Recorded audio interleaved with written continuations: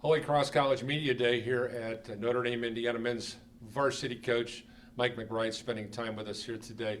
Mike, we've had a chance to get to know some of the players, and certainly it's been awesome to watch their maturation over the course of the last few years, and getting a chance to get to know them doing these things. It's always fun for us. Give us an idea as you look at the current group of guys coming back. Certainly expectations are high, finished second in the league last year. But you lost two really key components in Bryce Croson and Nate Miller. Not necessarily from, hey, I got to replace 30 points and 27 rebounds a game. That's not the point. But their leadership off the floor and on the floor is probably the most pivotal part of them not being a part of your program. Oh, without question. They left a huge vacuum that needs to be filled. I mean, there was a production component, especially with Bryce being a second-team All-League guy and kind of a walking double-double, but I'm not concerned about replacing numbers as much as I'm concerned about replacing a competitive edge that they brought, a competitive maturity that they brought, never having to worry about anything academically or off the court, that they were always taking care of business and then always focused on court. So replacing that has been a challenge, and we've got some guys that have lived up to that expectation, but we need everybody moving in that direction. Robbie Jimenez says flat out that if it wasn't for Bryce Croson and Nate Miller and their leadership, he may not be here, because they were tremendous in regards to, hey, making sure you got your studies, you're on point, and you're taking care of all the important facts. How important, when you look at the big picture of being a college basketball, guys, once in a while, they can get lost in playing games, practicing, shooting, but you need to get your butt in the classroom. Yeah, that's we tell guys all the time, you've got to have a clear head for winning on the court. And to do that, that means you're taking care of things off the court.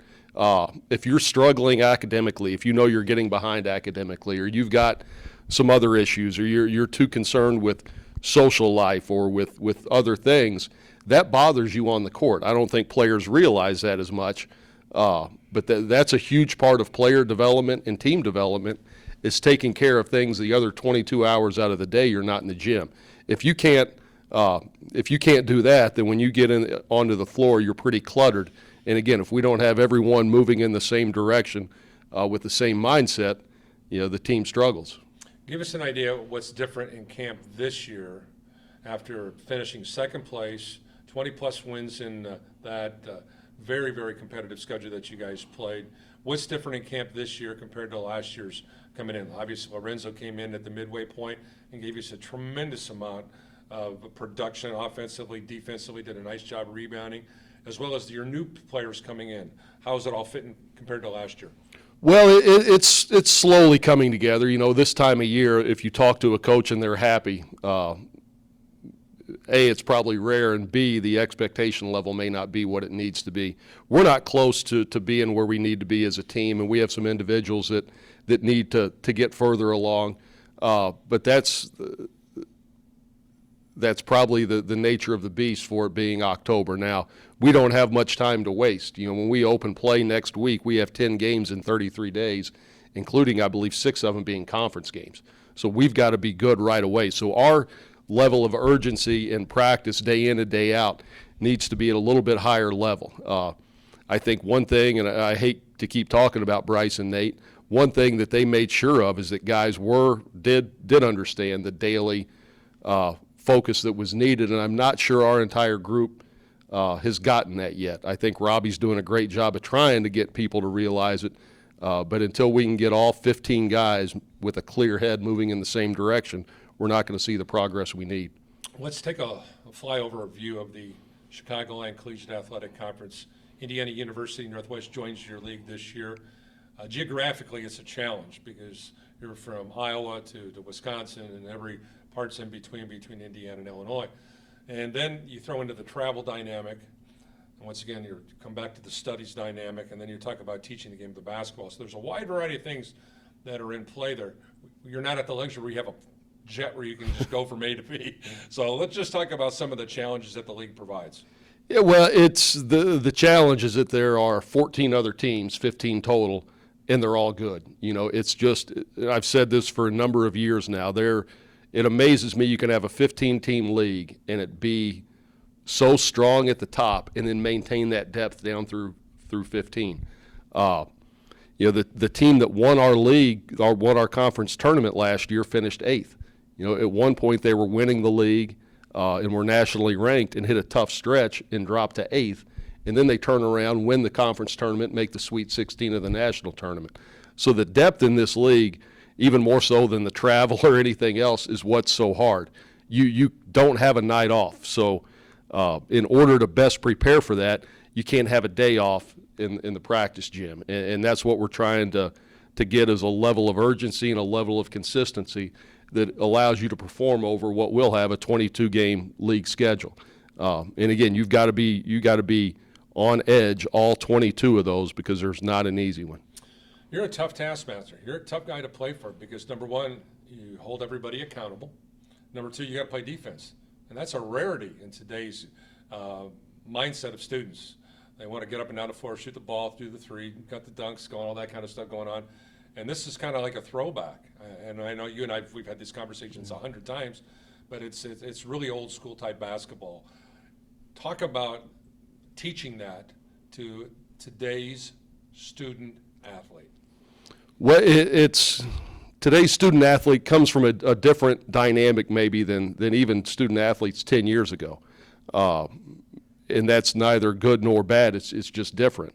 One thing that hasn't changed, I think, are expectations for the student athletes from my perspective.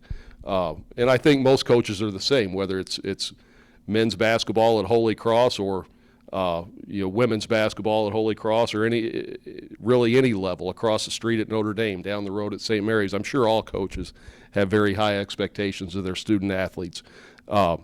We have extremely high, and we hold them to it.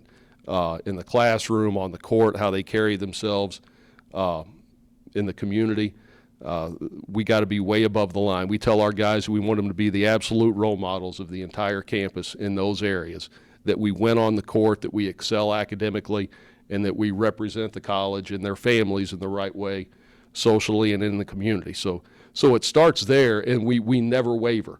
It's pretty black and white in terms of what we expect and how we hold guys accountable to it. In terms of on the court, how we play, defense travels. Defense never goes out of style. We need to have kind of a unique style of play.